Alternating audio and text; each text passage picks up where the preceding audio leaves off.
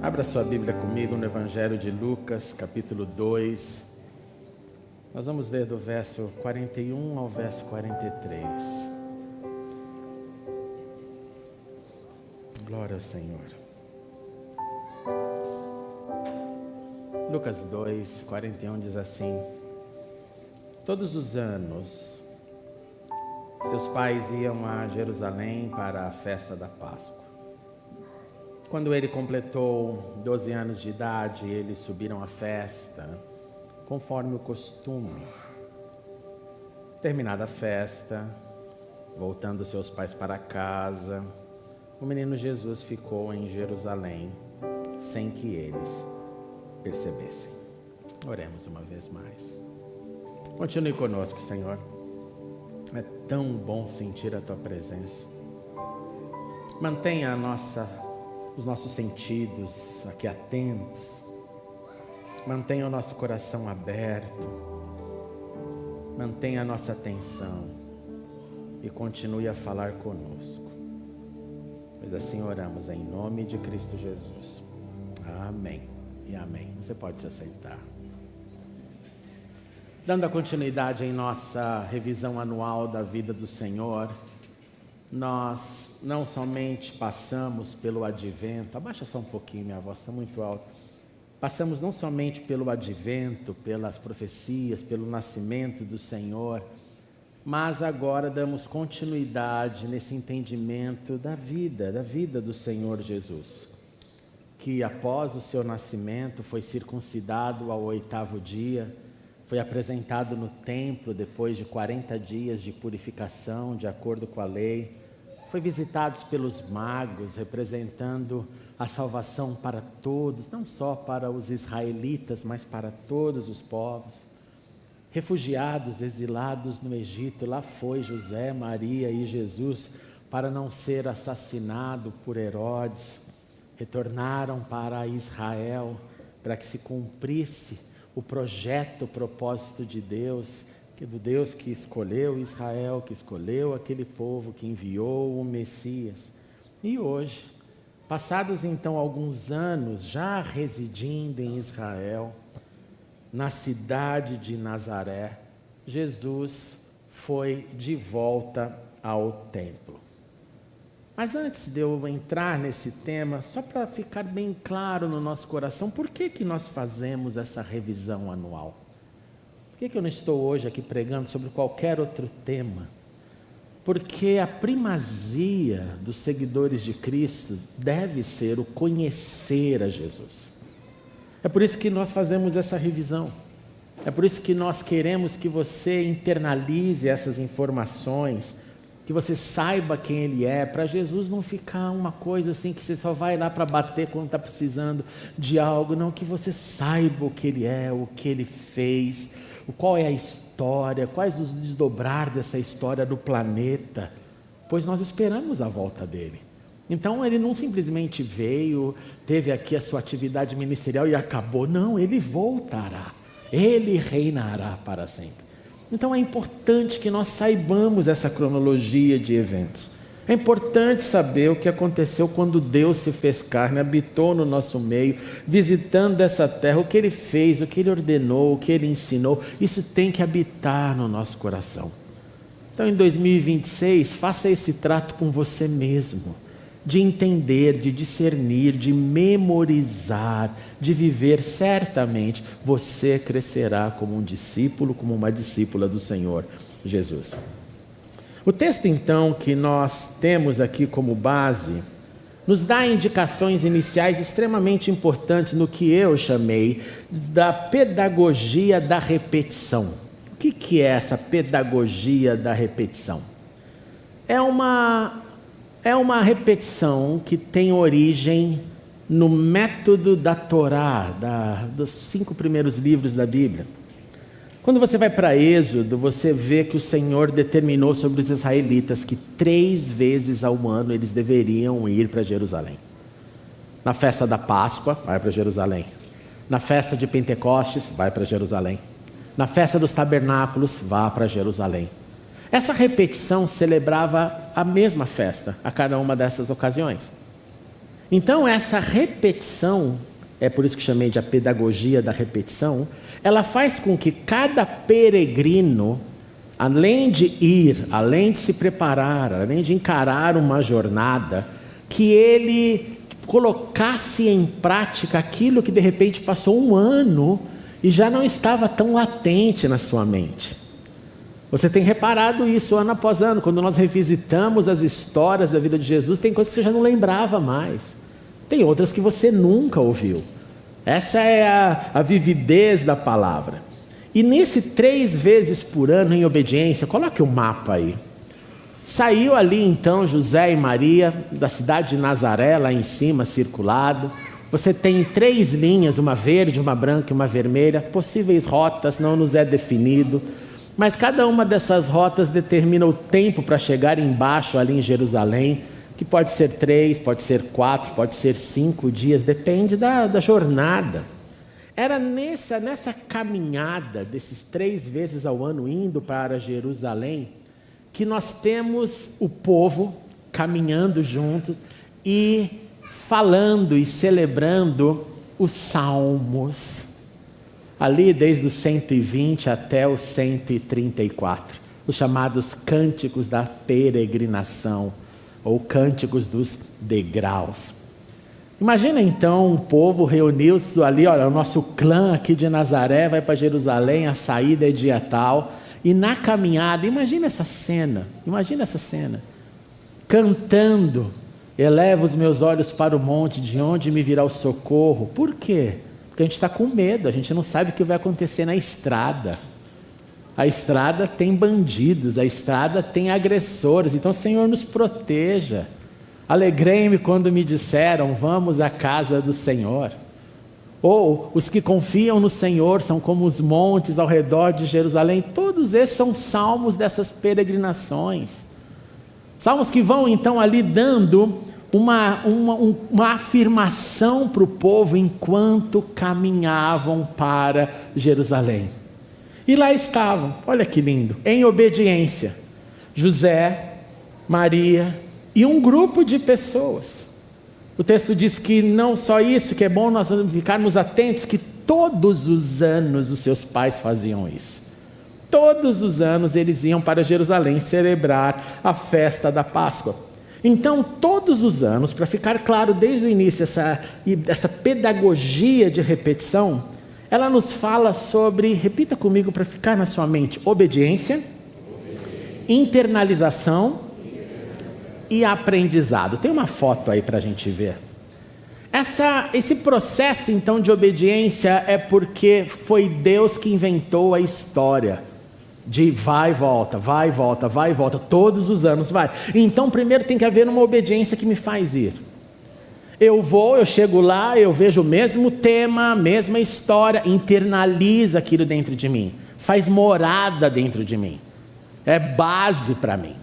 E aí com isso eu aprendo num ângulo novo, eu aprendo de uma forma nova.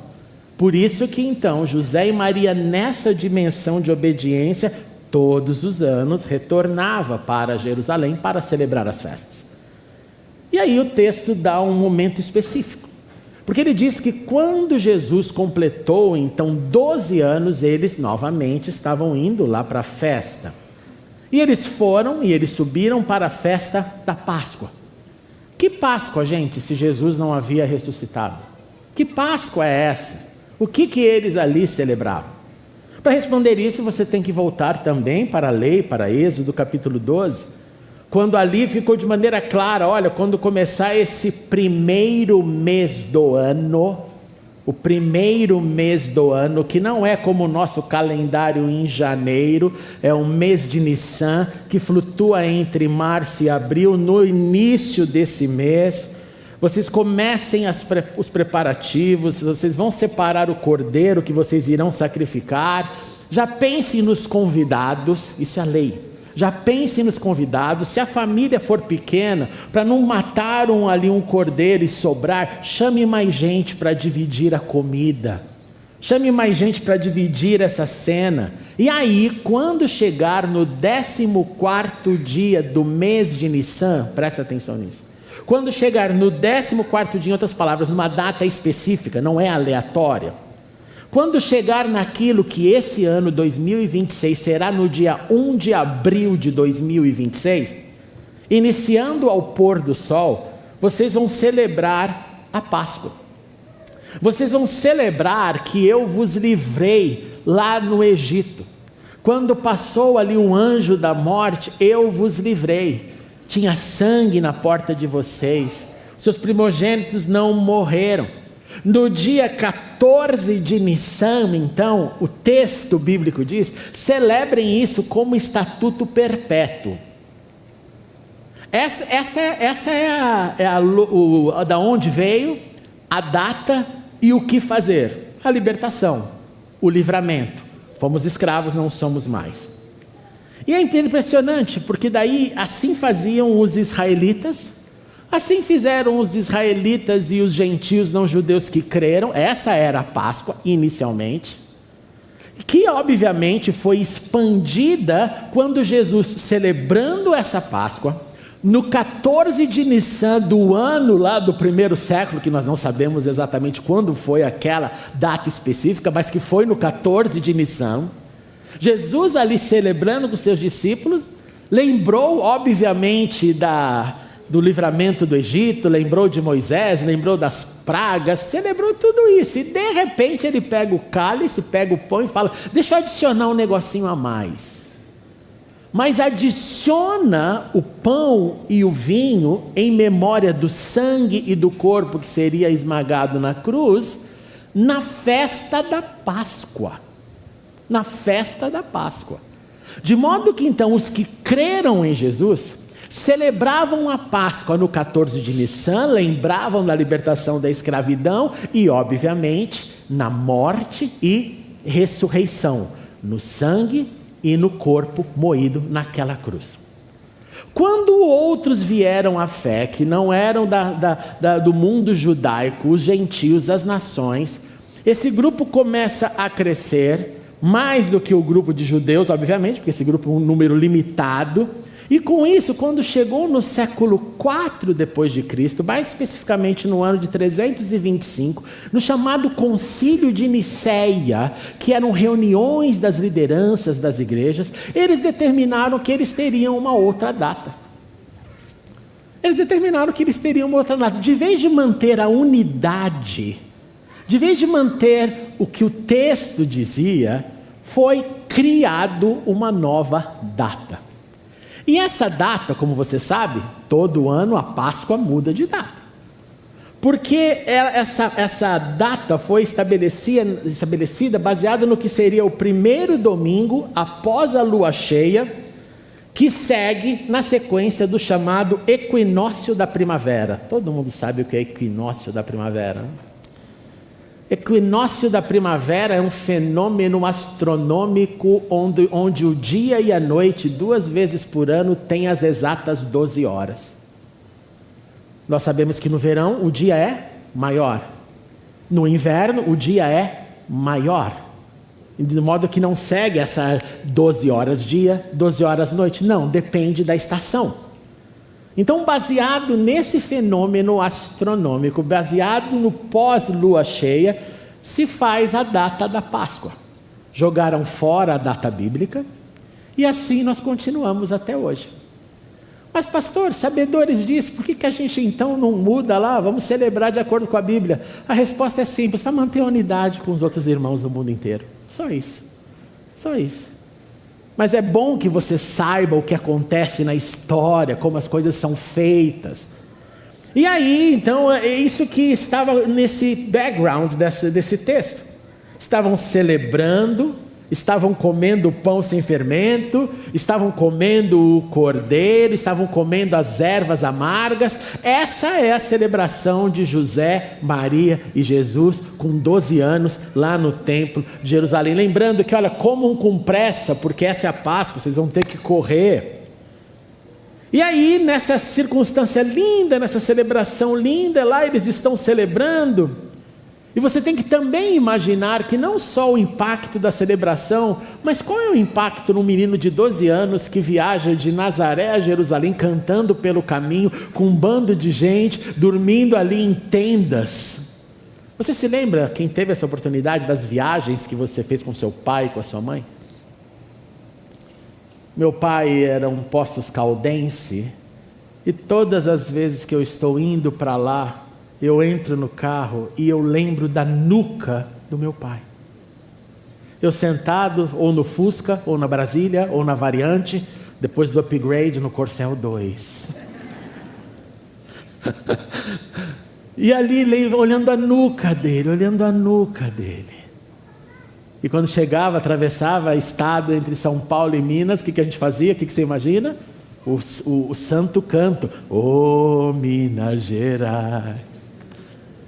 Porque era parte, era tradição, assim eu cresci. Você tem memórias de viagens que você fez com seus pais, viagens que você fez na adolescência, acampamentos, a primeira virada de noite, vamos ver o sol nascer. Onde você estava no primeiro sol nascente da sua vida?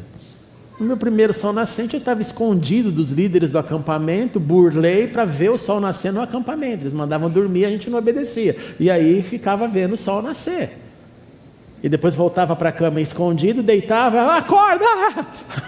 Estava todo mundo acordado, com uma olheira maravilhosa. Adolescentes e jovens, não façam isso, não sigam o meu exemplo, a não ser que queiram muito, porque mal não vai fazer.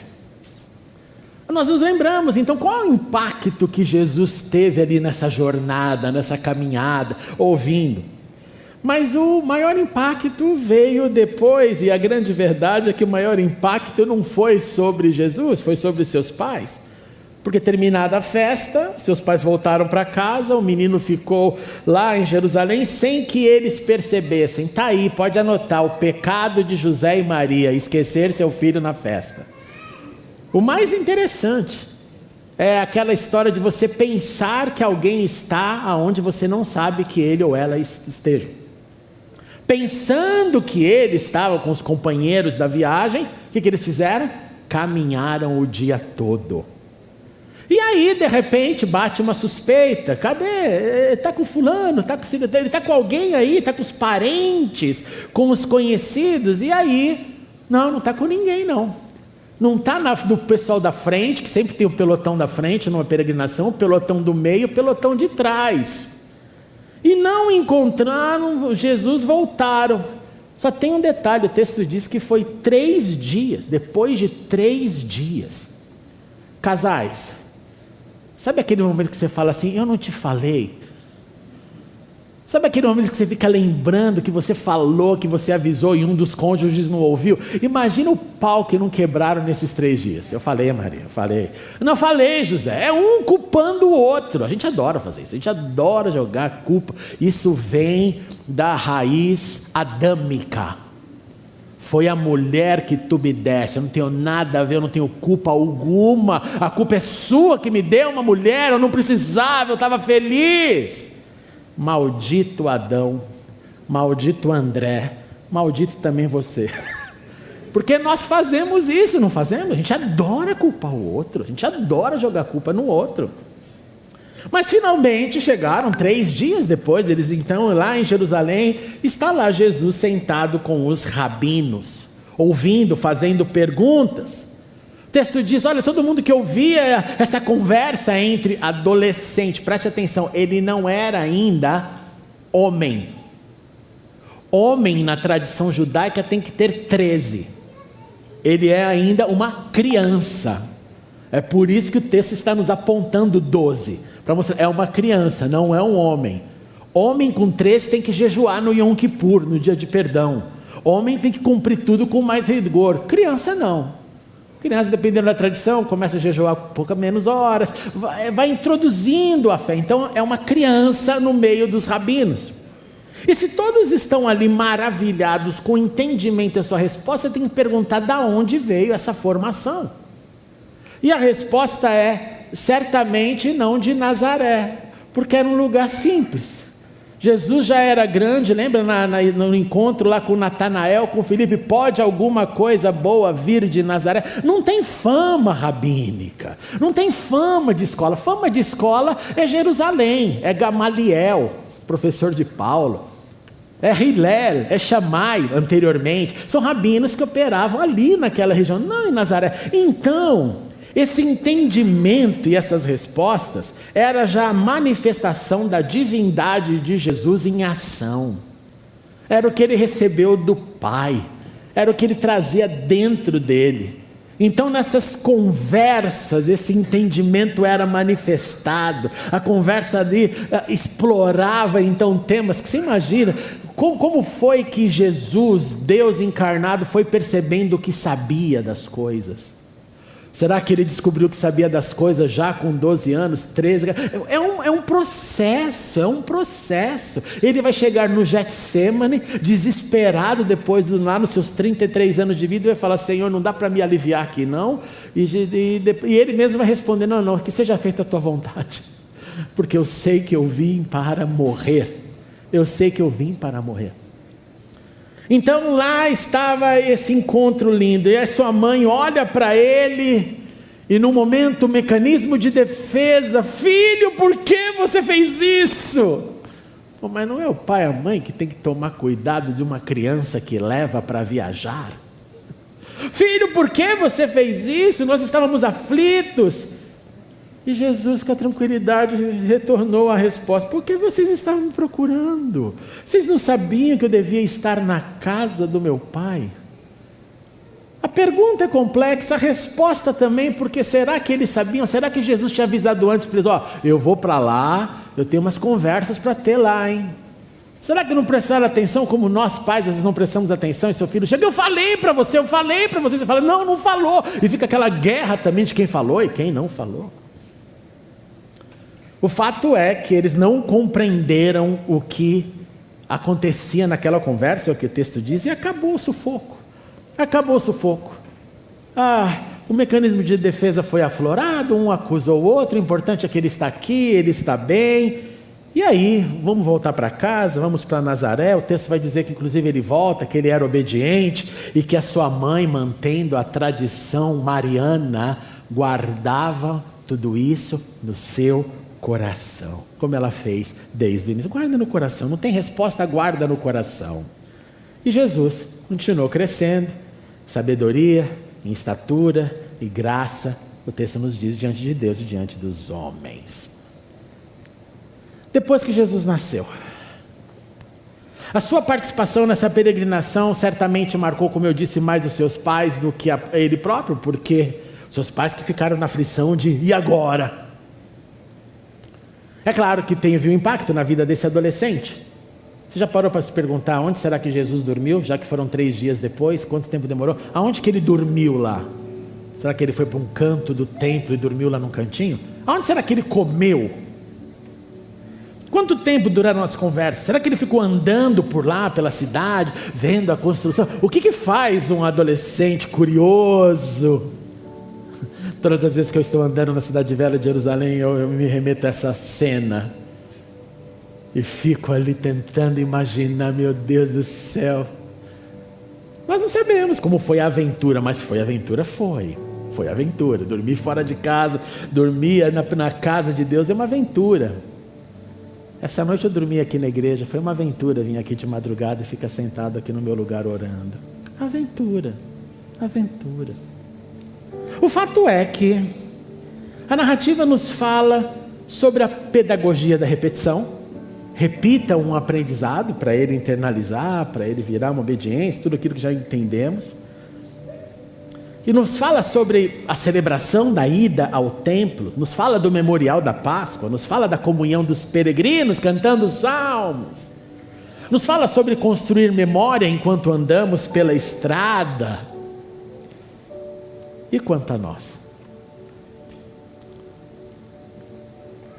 Domingo após domingo nós temos a chance de uma peregrinação. Para alguns é um pouco mais longe, para outros é um pouco mais perto. Antes de vir aqui para Perdizes há 10 anos, por 47 anos da minha vida, eu sempre eu sempre vivi a 2 horas da igreja. 2 horas da igreja. Quando eu era missionário na Inglaterra, era 2 horas para a igreja do leste, 2 horas para a igreja do oeste. Essa foi minha vida por 43 anos. Você pode vir de um pouco mais longe, de um pouco mais perto, andando, de trem, de ônibus, como for.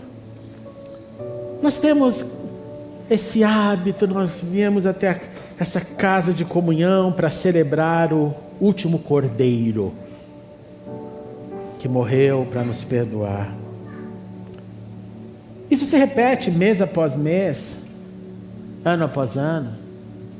Mês após mês nós paramos e fazemos uma mini Páscoa, não é? Nós pegamos o pão, o cálice, nós celebramos uma mini Páscoa, nós celebramos a morte, a ressurreição. Paulo nos instruiu, vocês anunciam a morte do Senhor até que Ele venha. Fazemos isso. Nós crescemos ano após ano nesse ambiente, através da adoração, do ensino, do que fizemos aqui. Nos ajoelhamos, oramos, nos abraçamos, encorajamos uns aos outros. Eu recebo o seu abraço, você recebe o meu, eu te encorajo, você me encoraja. Nós oramos uns pelos outros, nós seguramos-nos nas mãos dos outros. Nós somos instruídos para servir enquanto nós caminhamos na nossa rotina de peregrinação pela vida, onde cada um de nós carrega suas ambições. E a nossa semana é marcada pela busca das ambições, pela busca da zona de conforto, pela busca da onde eu sonhei estar, pela sempre uma busca que não tem fim. E essa oportunidade, ela é muito preciosa, Por isso que eu nunca vou entender um desigrejado. Meu software não acompanha isso. Porque esse usar dessa liberdade é a antítese de quem gostaria de usufruir e não pode. Nessa semana, com todos os avanços da situação no Irã, as embarcações militares chegando ali na região do Oriente Médio, cristãos iranianos escreveram uma carta para os cristãos do mundo, como eles chamam, do mundo livre. Foi endereçada essa carta para um pastor e eu tive acesso nos Estados Unidos. Escute a voz deles como se fosse alguém que você conhecesse e se importasse. Eles escreveram o seguinte, trazido do farsi para o inglês, do inglês para o português: nós esperamos o livramento do Irã. Irmãos escondidos nas suas casas, mais de 1 milhão deles. Nós pedimos orações aos irmãos espalhados pelo globo. Nós pedimos ajuda. E olha a fala deles aqui, envolve um pouco de geopolítica. Estados Unidos, Israel, venha nos ajudar. Interessante. O Irã da rainha Esther, que trabalhou para o governo da Pérsia. O Irã do rei Ciro, que permitiu que os judeus retornassem para a reconstrução do templo. Esdras, Zorobabel, Neemias. A Pérsia dos nossos irmãos que não querem viver num regime ditatorial islâmico, querem ter liberdade religiosa. Uma das orações dele é: Senhor, nos permita um dia construir um lugar para a gente se reunir, mais gente, não só a família escondida na casa. Você conhece essa dor? Eu não, porque eu saio de casa e venho para cá. Eu não conheço a dor que seria reunir todos os dias nos nossos encontros com aquele grupo pequeno. Eu vivi isso em algum momento no Oriente Médio.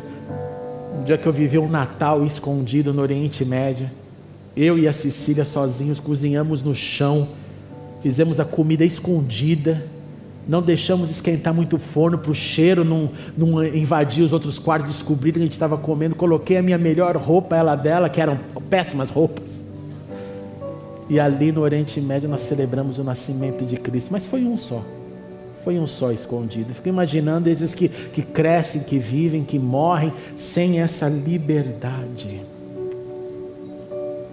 E essa manhã na minha oração eu falei: Senhor, certamente nós do mundo livre somos os mais fracos.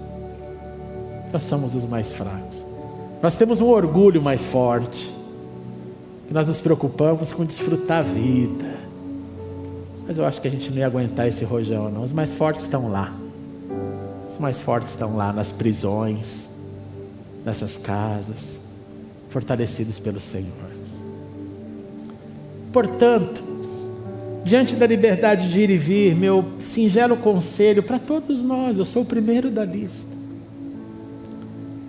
aproveite essa liberdade, honre essa liberdade, liberdade de desfrutar espiritualmente desse local, nos enchendo no que na poesia do salmista nós chamamos os altares do Senhor, os altares do Senhor, que certamente acontecem quando eu me ajoelho sozinho no meu quarto, certamente, mas quando eu me uno a você, isso se multiplica em poder, em unção, em amor, em manifestação do Senhor. Não só desfrutemos, mas proclamemos, convidemos aos decepcionados. Abrace um desigrejado, um decepcionado e fale assim: cara, dê mais uma chance para você mesmo, porque não é isso que Deus tem para você. Você falar em alto e bom som, sou desigrejado. Não é isso não, não é isso não. Você não representa uma categoria tão boa espiritual que sozinho, não é assim. A gente anda em grupo, a gente anda em gangue, a gente anda em bando de pecadores salvos pela graça, perdoados pelo sangue do Cordeiro. A gente anda junto, a gente faz as coisas juntos. Agradeçamos a Deus porque nós encontramos então um local, preste atenção nisso, imperfeito, com gente imperfeita, com pastor imperfeito, mas nós somos encorajados olhando para Jesus a voltar esse amor, voltar para o templo, no nosso caso, um auditório. Isso aqui não é templo, se o templo tivesse tão bom ainda não teria sido destruído lá em Jerusalém, é só um auditório, mas com a presença santa, vira um altar, vira um encontro, repense nesse início do ano a sua volta ao templo dominical, repense nesse início de ano, o que tem sido isso na sua vida, repense, para que jamais, isso que nós chamamos do exemplo da casa de Deus, seja um local, um fast food da fé. Eu vou lá hoje porque Deus vai nos visitar, Ele nos renova, mas que seja a nossa alegria, que renova a nossa alma, e que a nossa resposta seja como a de Jesus: eu sabia que eu tinha que estar aqui, na casa do meu Pai, refletindo, pensando, crescendo, que assim seja.